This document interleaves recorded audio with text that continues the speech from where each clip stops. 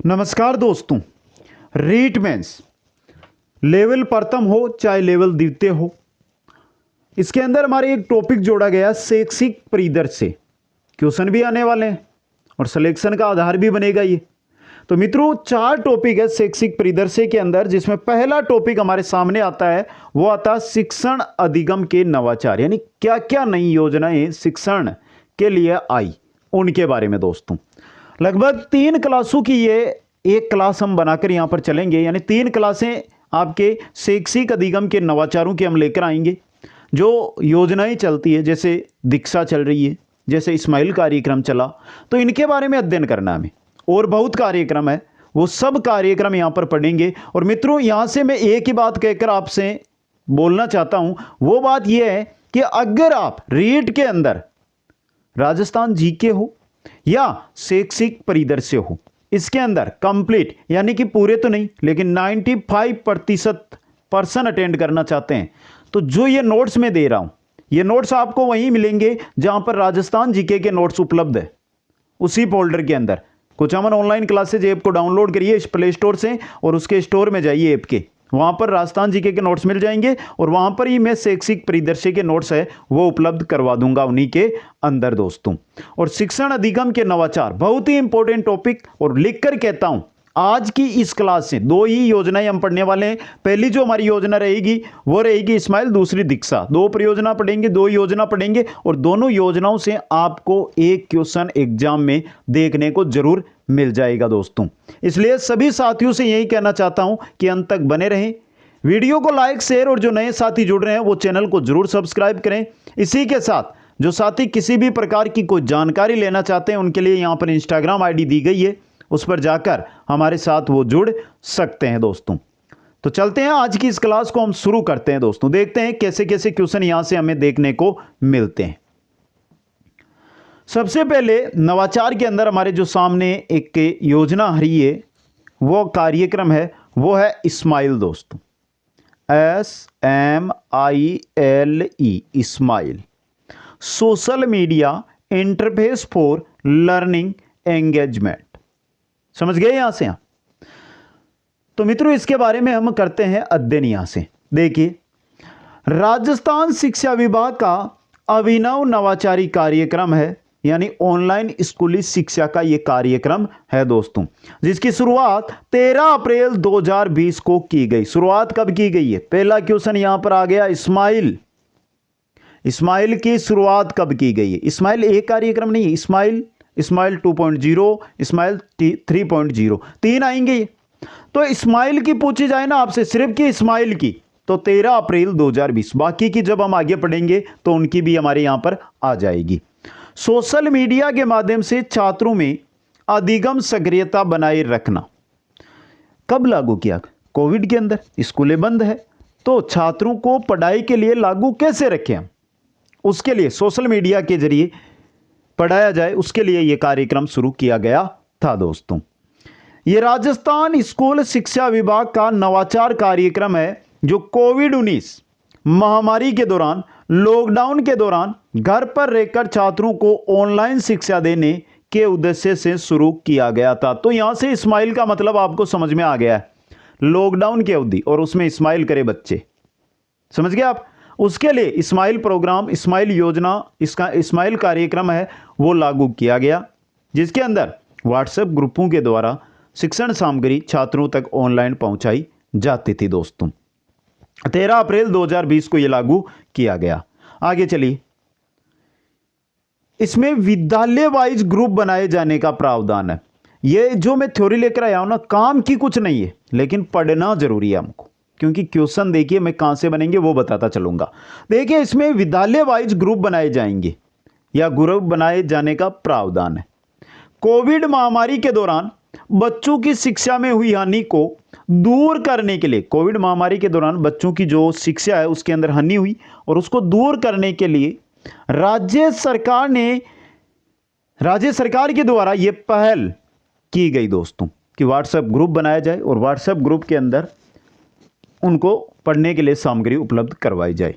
विद्यार्थियों में अधिगम यानी सीखने की निरंतरता, अधिगम मतलब सीखना, शिक्षा मनोविज्ञान पढ़िए ना, अधिगम का मतलब सीखना ही है। तो विद्यार्थियों में अधिगम की निरंतरता और शिक्षण कौशल को प्रभावी बनाने हेतु शिक्षा विभाग के द्वारा विद्यार्थी यानी अभिभावक, विद्यार्थी के अभिभावक को शिक्षक के द्वारा प्रतिदिन व्हाट्सएप के माध्यम से शिक्षण सामग्री उपलब्ध कराई गई, जिसमें प्रतिदिन प्रत्येक कक्षा में 30 से 40 मिनट की वीडियो सामग्री निःशुल्क उपलब्ध करवाई जाती थी। क्या किया गया? जो भी छात्र थे जिस भी कक्षा के, जैसे हम बात कर लेते हैं कक्षा 5 की, तो कक्षा 5 के सभी छात्रों का एक ग्रुप बना लिया गया, उनके अभिभावकों को उस ग्रुप में जोड़ दिया गया। फिर प्रत्येक विषय की एक 30 से 40 मिनट की क्लास है, नोट्स है, क्या होमवर्क होगा, वो सब कुछ उसमें डालकर वो वीडियो ग्रुप में डाल दिया गया, जिससे सभी के सभी छात्र उस वीडियो को अटेंड करें।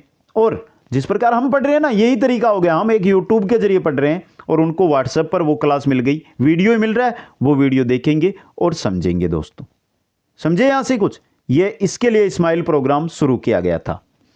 Rajasthan state council of education research and training Udaipur के विशेषज्ञों द्वारा इस सामग्री की समीक्षा की गई, जिसमें कक्षा 1 और 2, 3 से 5, 6 से 8, 9 से 12 स्तर तक के पाठ्यक्रम है वो तैयार किए गए।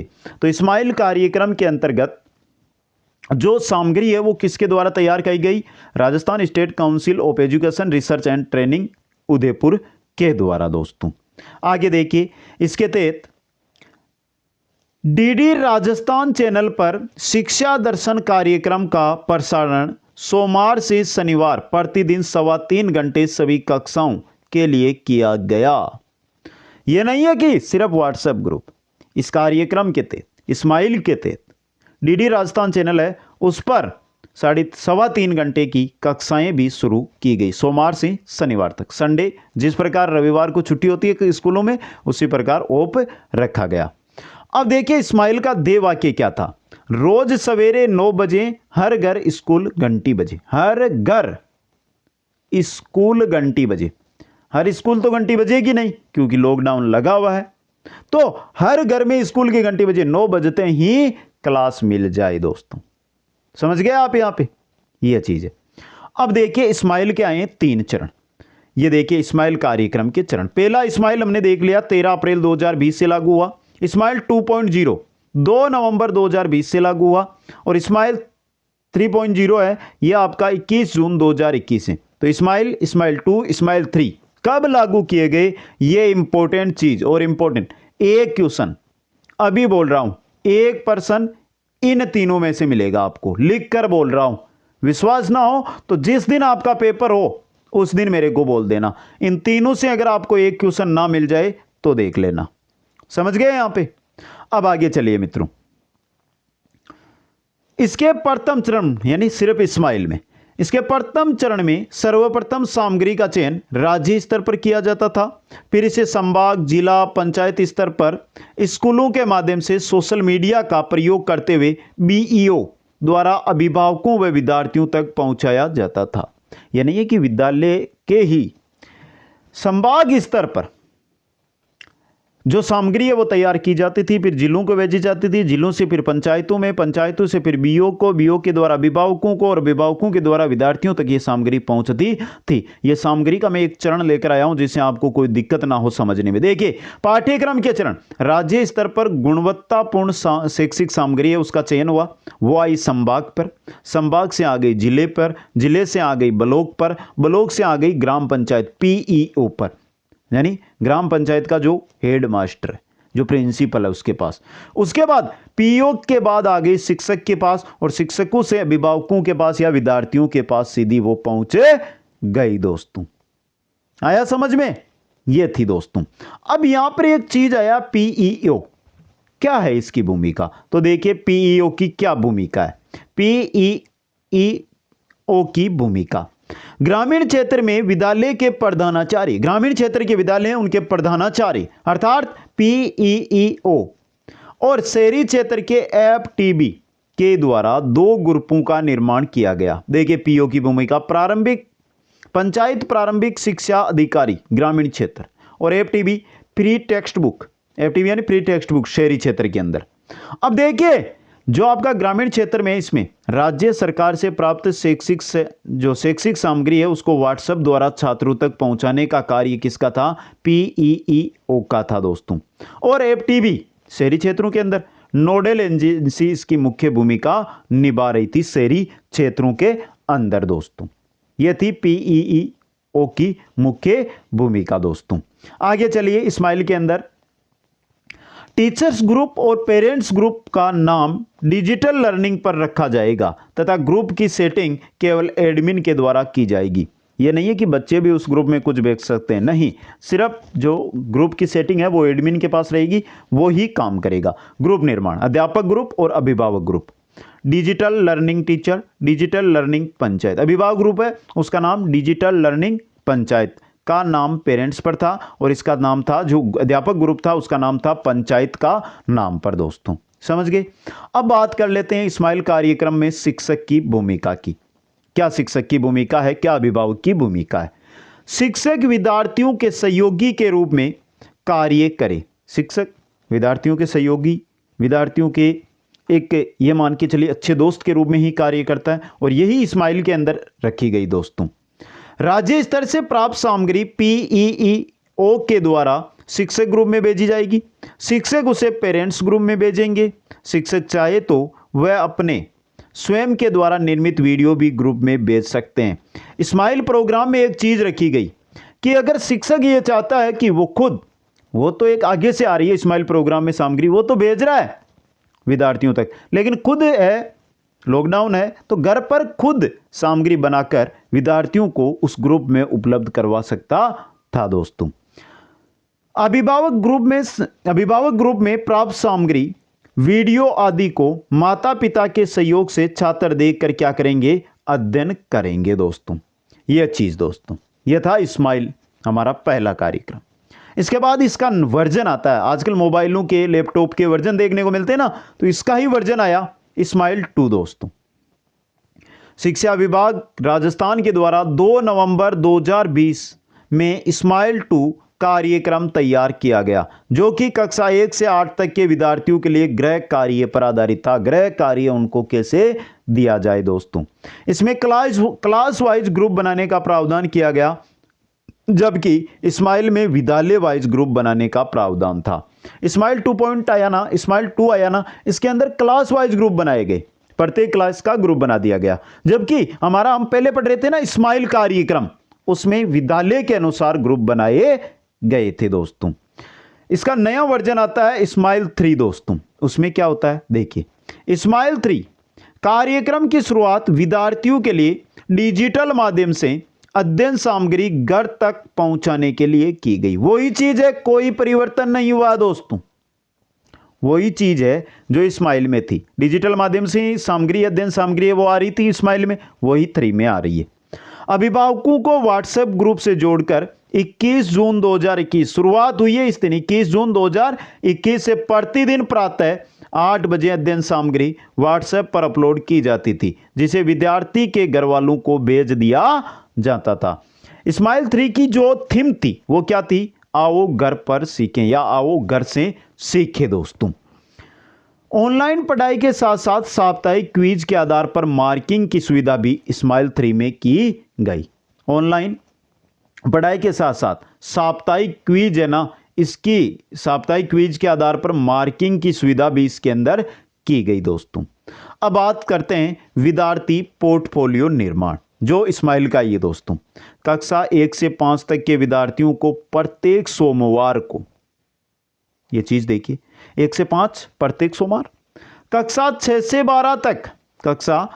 12 तक के विद्यार्थियों को सोमवार एवं बुधवार को इस्माइल संदेश के साथ होमवर्क सीट डिजिटल माध्यम से उपलब्ध कराई जा रही है। यह विद्यार्थी पोर्टफोलियो का निर्माण था दोस्तों, और यह था हमारा इस्माइल। समझ गए यहां से? पहला कार्यक्रम, पहला नवाचार। दूसरा आता है हमारा Diksha, digital infrastructure for knowledge sharing दोस्तों। दीक्षा, देखिए इसके बारे में अध्ययन करते हैं। दीक्षा एक ई लर्निंग पोर्टल एवं मोबाइल ऐप है। ई लर्निंग पोर्टल यानी एक मोबाइल ऐप है, जिस प्रकार हमारा मोबाइल ऐप है ना, उसी प्रकार दीक्षा है दोस्तों। अब देखिए दीक्षा की शुरुआत हुई है 5 सितंबर 2017 को। 5 सितंबर 2017 को। उपराष्ट्रपति वर्तमान में कौन है उपराष्ट्रपति? कमेंट करके बताइए जल्दी से दोस्तों, जिनका जुड़ाव है झुंझुनू से। उपराष्ट्रपति थे 5 सितंबर 2017 को वेंकैया नायडू। उनके द्वारा एनसीईआरटी प्लस एमएचआरडी वर्तमान शिक्षा मंत्रालय की पहल पर की गई, जो कि एक राष्ट्रीय शिक्षक मंच एनटीपी है। कौन? दीक्षा दोस्तों। इसके द्वारा अध्यापक व विद्यार्थियों को विविध प्रकार की सुविधाओं एवं छात्रों और शिक्षकों के बीच सहज और परेशानी मुक्त करने के लिए शुरू किया गया। किसको? दीक्षा को। किसको शुरू किया गया? दीक्षा को शुरू किया गया दोस्तों। ये इंपॉर्टेंट चीज आपके लिए रह सकती है, अच्छा क्वेश्चन भी यहां से आपके लिए बन सकता है। शुरुआत कब की गई? शुरुआत किसने की? इसका जो है शुरुआत तो एनसीईआरटी व एमएचआरडी ने की है, लेकिन किसके हाथों से की गई है? वेंकैया नायडू उस समय उपराष्ट्रपति थे, उनके द्वारा। आगे चलिए मित्रों, इसके द्वारा शिक्षक अपने कैरियर में 4 चांद लगा सकते हैं एवं विद्यार्थी अपने अधिगम स्तर को बढ़ा सकते हैं। शिक्षक है ना, वो अपना कैरियर बढ़ा सकते हैं दीक्षा के द्वारा। आप भी ओपन कीजिएगा, देखिएगा एक बार दीक्षा क्या है दोस्तों। आगे चलिए मित्रों, इस पर कक्षा 1 से यूजी और पीजी तक का स्टडी मटेरियल उपलब्ध है। दीक्षा ऐप है ना, इस पर आपको यूजी से कक्षा 1 से लेकर यूजी पीजी तक का मटेरियल है ना, वो मिल जाएगा दोस्तों।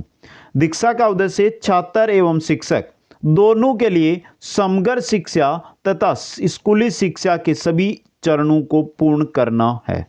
लॉकडाउन की अवधि के दौरान दीक्षा प्लेटफॉर्म पर डाउनलोड और कंटेंट प्ले हर रोज तेजी से बढ़ रहे हैं, क्योंकि घर बैठे आपको एक ऐप पर कक्षा 1 से लेकर यूजी पीजी तक का स्टडी मटेरियल है वो मिल रहा है दोस्तों। तो अपने आप ही बढ़ेगा दोस्तों, क्योंकि आप घर से बाहर तो लॉकडाउन में जा ही नहीं रहे थे, समझे आप। अब देखिए इसका आदर्श वाक्य क्या है? हमारे शिक्षक हमारे नायक। हमारे शिक्षक हमारे नायक दोस्तों। इसके द्वारा सभी राज्य और केंद्र शासित प्रदेशों के लिए 18 भाषाओं को जोड़कर 18 भाषाओं में मिलेगा ये आपको। सीबीएसई, एनसीईआरटी, एससीईआरटी के विभिन्न पाठ्यक्रम ऑफलाइन व ऑनलाइन उपलब्ध कराए गए हैं दोस्तों। यह है दीक्षा ऐप। अब दीक्षा ऐप की कुछ विशेषताएं हैं जो भी हम देख लेते हैं। क्या है इसकी विशेषताएं? प्रगति एवं मूल्यांकन हेतु डैशबोर्ड है, आप मूल्यांकन कर सकते हैं। डैशबोर्ड दिया गया है, क्वेश्चन आंसर आप दीजिए वहां पर, अपना टेस्ट आपको पता चल जाएगा।